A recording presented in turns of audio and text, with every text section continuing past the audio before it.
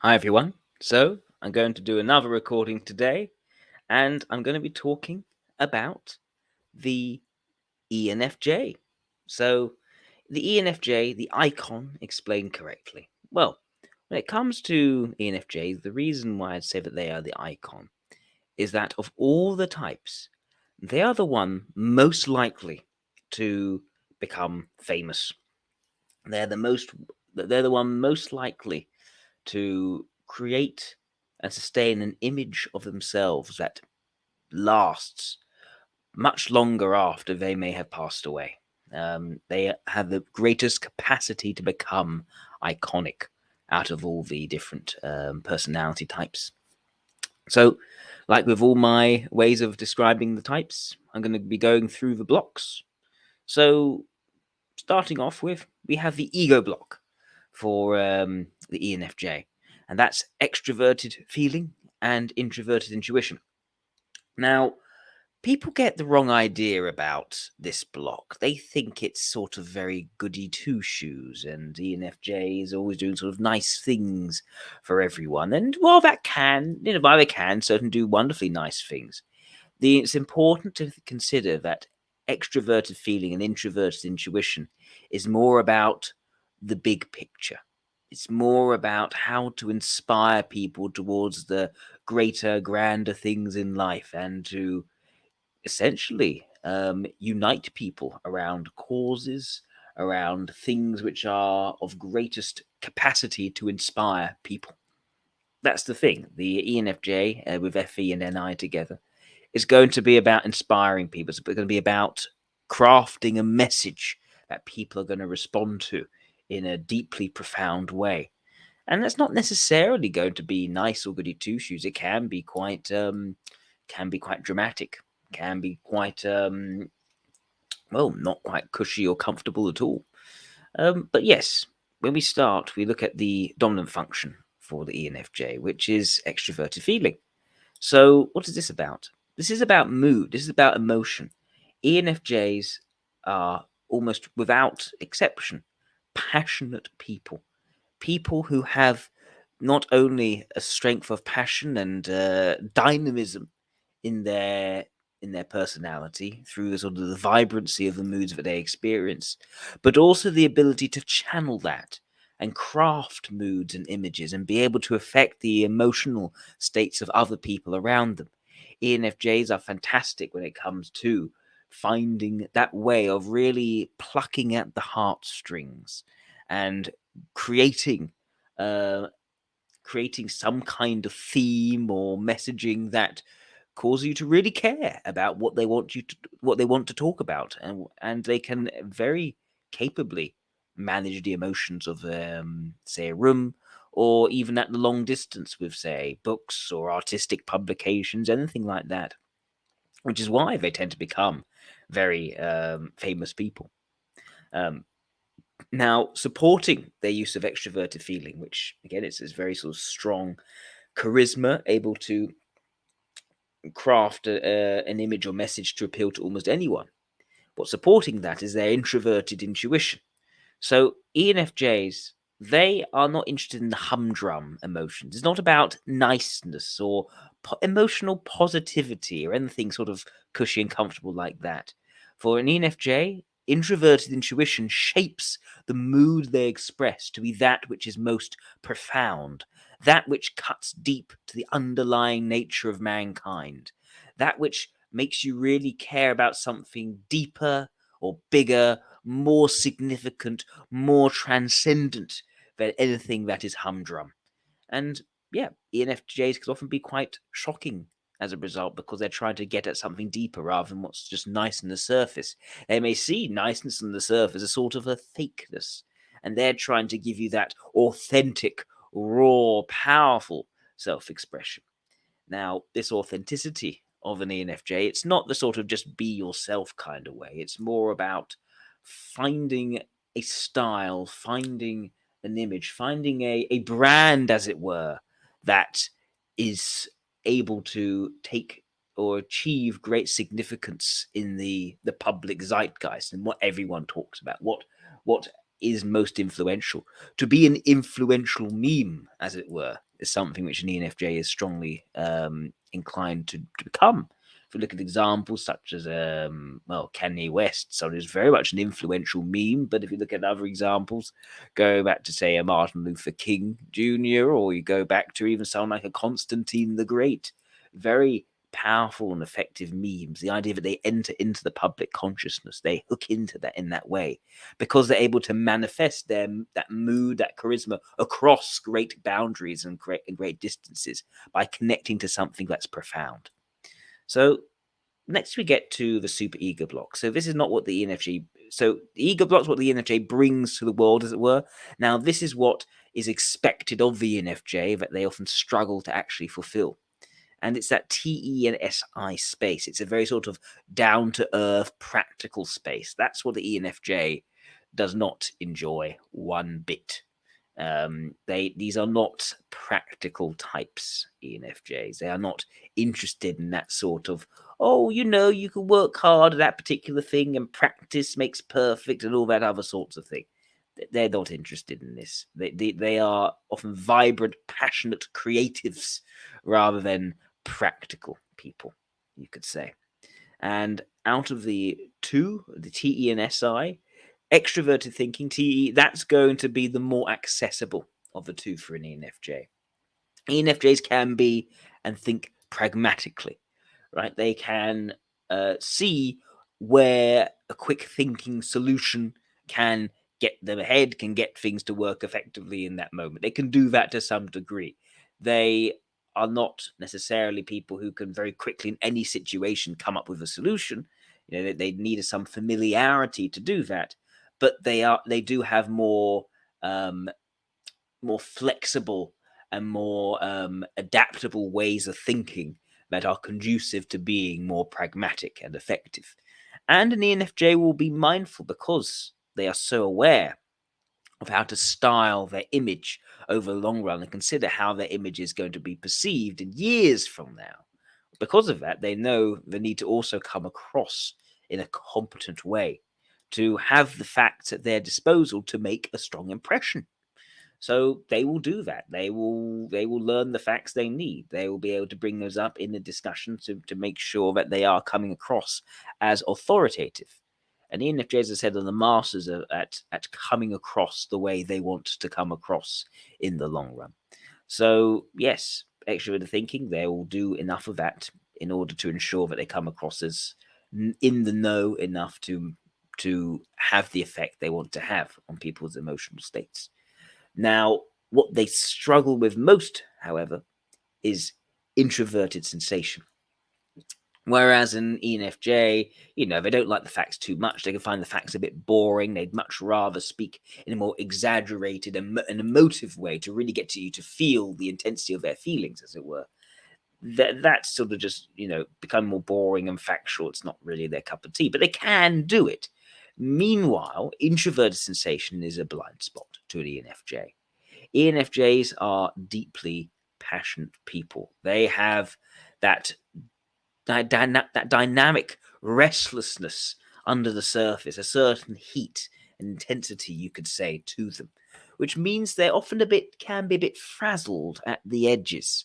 They may see the day-to-day detail as a thing that may actually end up getting them in the end, because they are thinking more creatively and in the big picture, and they sort of may not so well manage the logistics. They may need some help in managing the day-to-day logistics, but more and deeper than that is a fundamental blind spot regarding that natural flow and harmony in the day-to-day. ENFJs can create a very standout aesthetic, you could say, but then actually becoming more homely, more down to earth, more wholesome, and making it feel balanced and organic and natural feeling, that's more difficult for the ENFJ. These are the ones who put on big fashion shows, you could say, and never wear sort of very strange avant-garde clothing. That's the point. The ENFJs don't have that natural balancing effect in how things are in a day-to-day. They might not realize when they're getting overly intense in their interactions. They might not realize they may have started shouting, for instance, because they don't have that natural regulator or moderator in terms of just being at peace in here and now. That's not what they tend to do, and they can often end up being quite on edge. They can often end up being types which don't easily manage their health, end up in overly intense situations, and almost need those intense situations to thrive. But at the same time, when they actually may need to relax for their health, they may actually find themselves really find it very hard to actually switch off. These aren't types for whom switching off really is something in their control. They don't they just are types which burn too brightly, you could say, to simply be chilled, be zen in that moment. So yeah, that's some of the major difficulties for an ENFJ. And you can imagine a lot of ENFJs ending going off kilter. Some ENFJs can die quite young, you could say, after being greatly successful. People look at Freddie Mercury as a very good example. People just don't really have that natural golden mean balancing factor in their life. It's just a blind spot for them to be able to do that. Okay, so next we go to the super id block, and that is introverted thinking and extroverted sensation. The idea here is that this is the thing which is valued, but it's not strong, right? This is what they need from others and what they aspire to become, you can say. So TI and SE together, this is about structure. It's about force of will. It's about understanding with absolute clarity and conviction what the truth is and being willing to act on that decisively in your environment. So ENFJs, these are the types who are best suited to win over hearts and minds. So the idea of a sort of the colder, more inflexible approach of logic is harder for them to naturally tap into, but they do admire it. Why do they admire it? Well, when we come to the suggestive function, introverted thinking, ENFJs, they have deep insights into things. They just know how things are going to happen. They can get you really excited about what they know will happen, but they struggle to tap into the underlying reasons of why this will happen and how to articulate the key principles or structures to their thinking. They are not structured thinkers.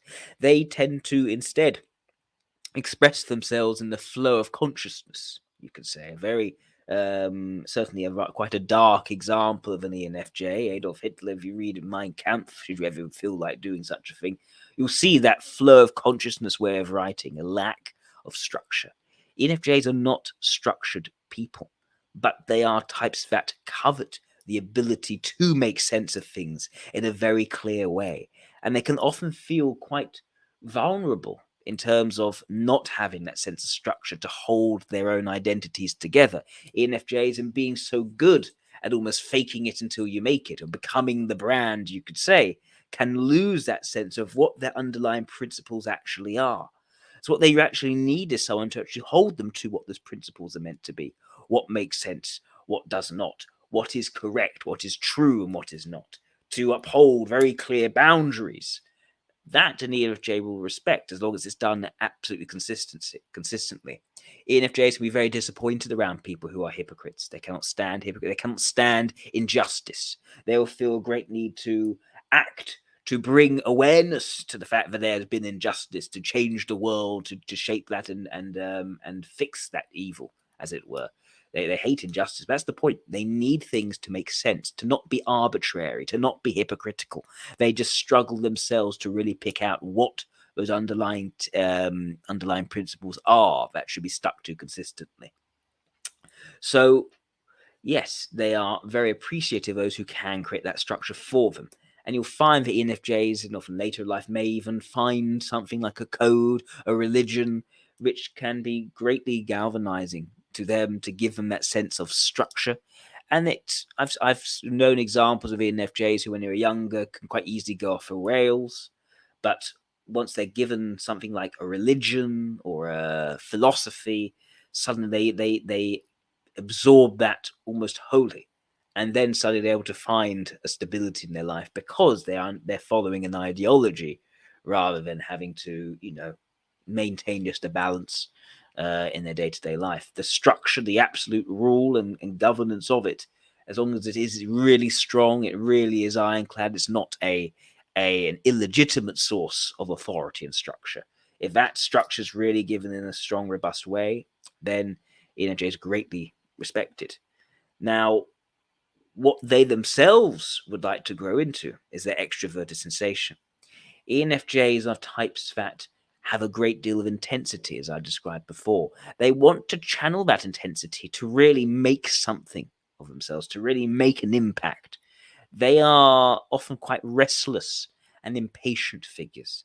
These are types which often are attracted to higher status in life, to actually have a material achievement in some kind of way. They want to make their impact. They want to have that statue with their face on it, perhaps, but or belong to those sort of most exclusive clubs, as it were. Just have climbed up in that kind of hierarchy.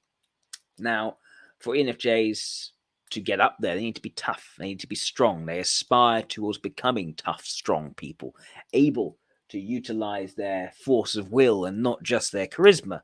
But this is something which is more fragile in an ENFJ. Sometimes they can be utterly formidable people when they understand how to utilize their force of will in that moment. Other times, they'll lose it. They'll lose that sense of strength and empowerment, and they may actually retreat into themselves. They may start becoming more speculative, perhaps becoming more creative rather than directly confrontational. But if an ENFJ is in, say, a debate with someone, they may start more quickly resort to more overly aggressive methods, and they may become overly aggressive because they can't quite read exactly how to utilize their force in the most appropriate way. So, yeah, these are some of the things you know about ENFJs: that intensity, that often a quick temper one can often see, and but also not necessarily knowing how to apply that in the best way in all situations. And when they feel not able to act decisively, a sort of, well, um, feeling that they themselves are not strong enough, and lacking confidence in themselves, and certain self-doubt can suddenly creep in these situations. So ENFJs, as they grow, they become tougher, they become more strong and more confrontational.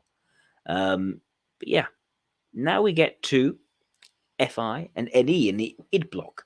This is what the ENFJ is very strong at, but they don't value for its own sake. That sort of hearing different perspectives and really seeing the good in others and trying to build very close personal ties, and unlock and develop people in the one-to-one. That's not really the tempo of an ENFJ. ENFJs are the people who want to walk the grand stage. They want to make a very big social impact in some kind of way. So the one-to-one personal connection exploration side is not really valued by them, but they can certainly do it. And it can certainly allow them to come across in a more sincere, but also more open way. First of all, we have the ignoring function, which is introverted feeling.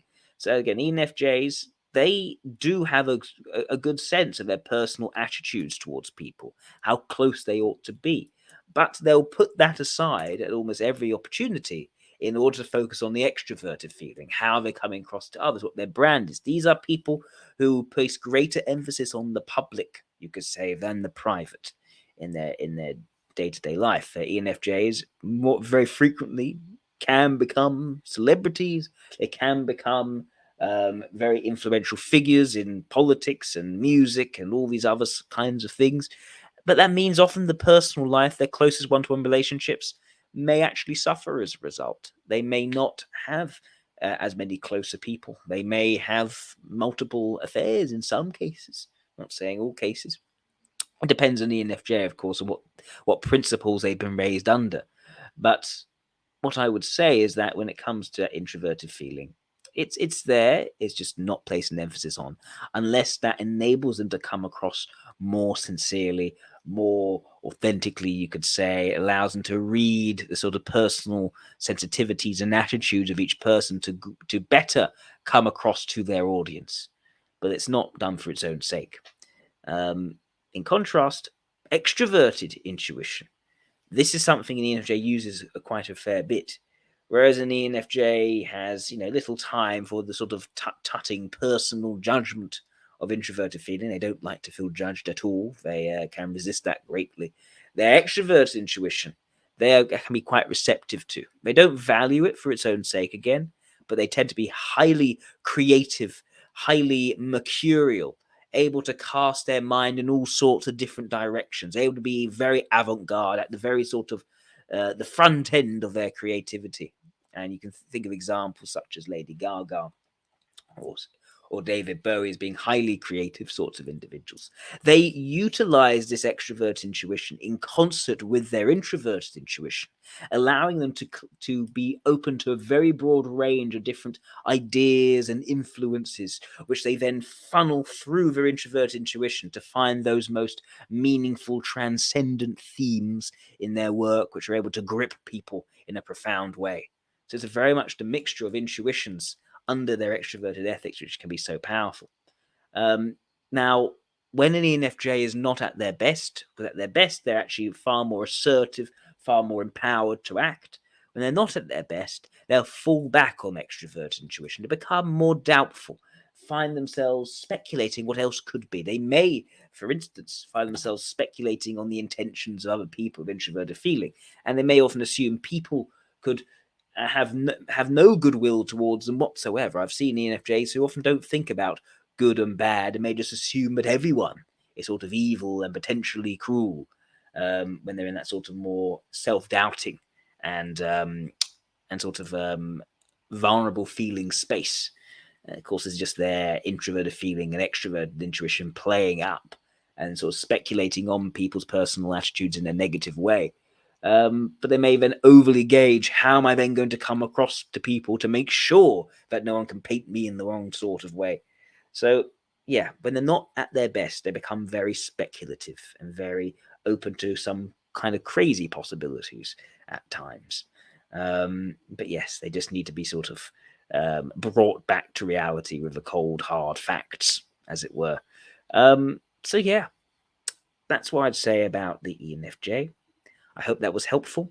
If you would like to learn more about socionics, which is basically the theory that is the most accurate when it comes to looking at Jungian typology, if you'd like to learn more about these types, please take a look at my course. And that is available to people willing to pay, of course. You just have to send an email to worldsocionics@hotmail.com and I'll be able to, arrange that with you. So please send me an email if you're interested, if you want to learn more about the different types and how they all work and all the theory behind it and the intertype relationships and everything else. And there'll be a video following up just next, which can give you more information. Anyway, thank you everyone for tuning in. All the best. Bye-bye.